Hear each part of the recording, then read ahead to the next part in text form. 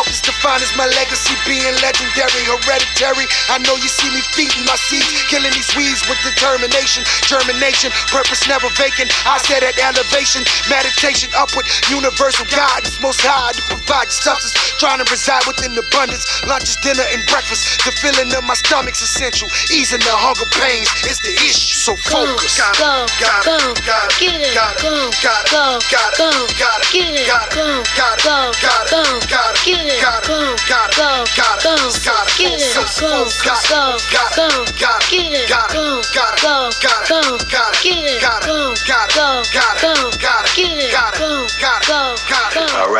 All right. Welcome back.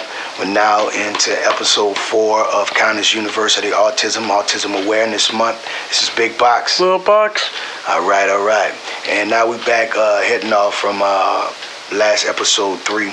We're just speaking on some of his experiences. Episodes are real short, only 10 minutes, so we just try to keep it like a synopsis. And so we just gave an overall general depiction of some things he go through as being an autistic 14-year-old on the spectrum and attending high school. It's not just that specific school or those specific kids or specific parents, etc. It's just saying that that's a universal thing that's going on with kids on the spectrum, whether a girl, whether a boy, whether black, whether white. It doesn't matter. That's what's happening with a lot of kids on the spectrum and a lot of kids in autism, is because that the people that is in charge of those kids aren't explaining to them or educating them on what's going on, or sometimes they got a house that's not filled with love and acceptance and respect. So those kids are a lot of times reflecting that or projecting that towards other kids. But it's neither here nor there. Long as nothing ever get physical with mine, we ain't got nothing to worry about. But anyway, we're gonna move on, and moving on is that diversity is one big thing that, and inclusion is one big thing that you hear in big corporate places.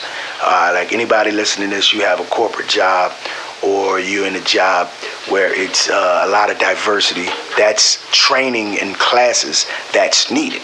All right. So when I'm speaking on that, I'm speaking on, I believe, and tell me if you think what you feel about this, son, is as far as that type of training and on autism acceptance and being neurodivergent and being on the spectrum, basically putting that in schools, public places, social environments, work, jobs, churches, mosque, etc. Do you think that's something that needs to be done? Since we're in Autism Acceptance and Awareness Month, you think that needs to be something mandatory inside of social places where anything socially can be misconstrued, disrupted, or you could be disrespected or not understood?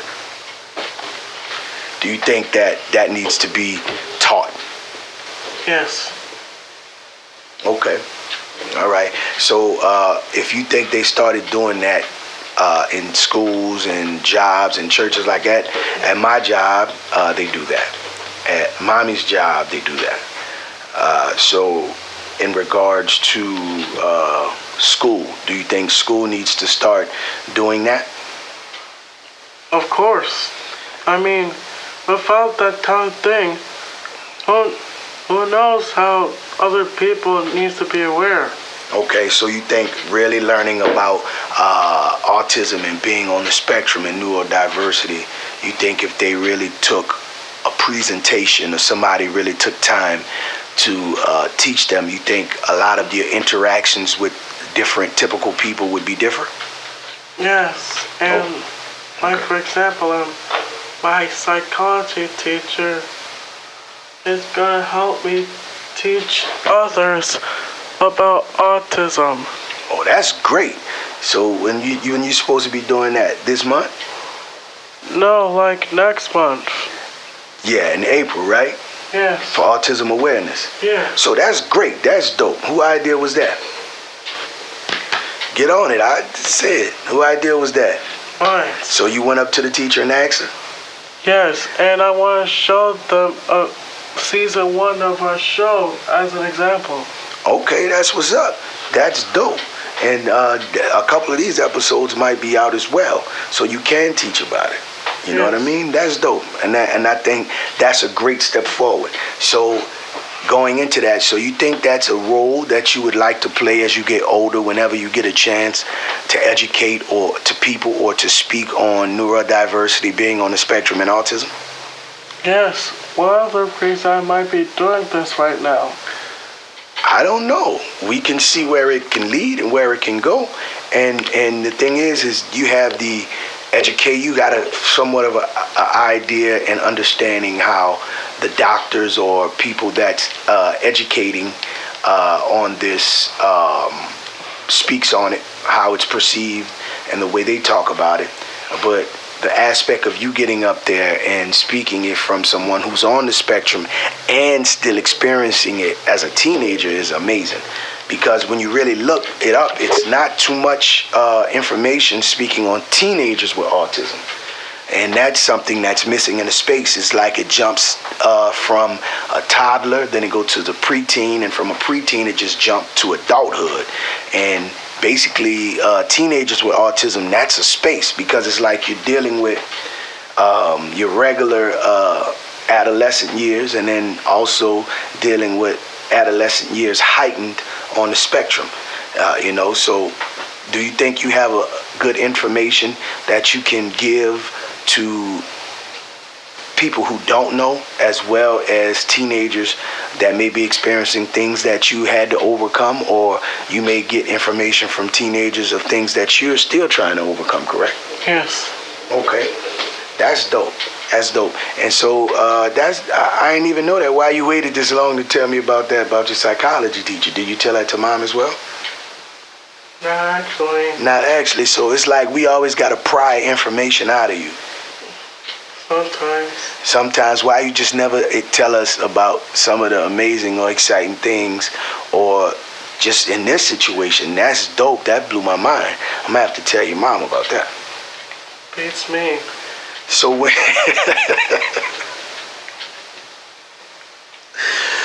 oh my God. So do you have an idea? Is it going to be a presentation, or are you just going to write it out to what you're going to say, or is it just something you're going to get up there and just speak from your heart and your thoughts? Probably both. Probably both. So did y'all come up with a date of when you were doing it, or that's something you have to continue to discuss?